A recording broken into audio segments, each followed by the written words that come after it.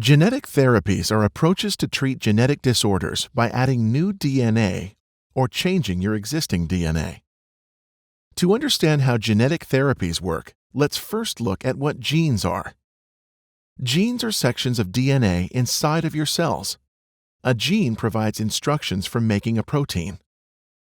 But changes in your DNA, called mutations, can cause a protein to not work or not be made at all.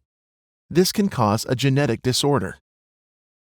Sickle cell disease is a genetic disorder caused by mutations in the beta-globin gene that leads to faulty hemoglobin protein called hemoglobin S.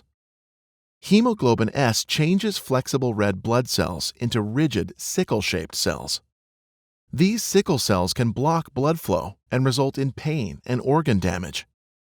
Researchers are testing ways to use genome editing technologies such as CRISPR-Cas9 for sickle cell disease.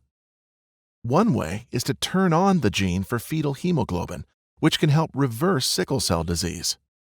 Several months after birth, a molecular switch inside our bodies shuts off the gene for fetal hemoglobin and turns on the adult hemoglobin gene. In sickle cell disease, only the adult hemoglobin is mutated and makes hemoglobin S. To turn fetal hemoglobin back on, doctors first need to collect some of the special stem cells from your blood or bone marrow. These stem cells make new red blood cells.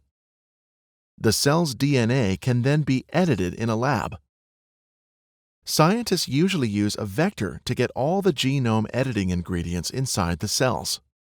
Vectors are molecular packaging that are made in the lab.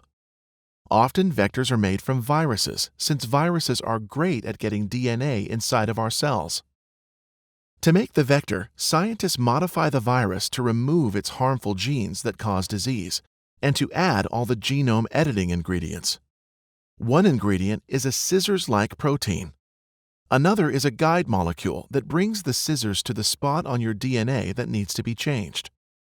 The scissors cut the DNA, leaving a gap. The cell rebuilds the gap using a third ingredient of the therapy, a blueprint for building healthy DNA.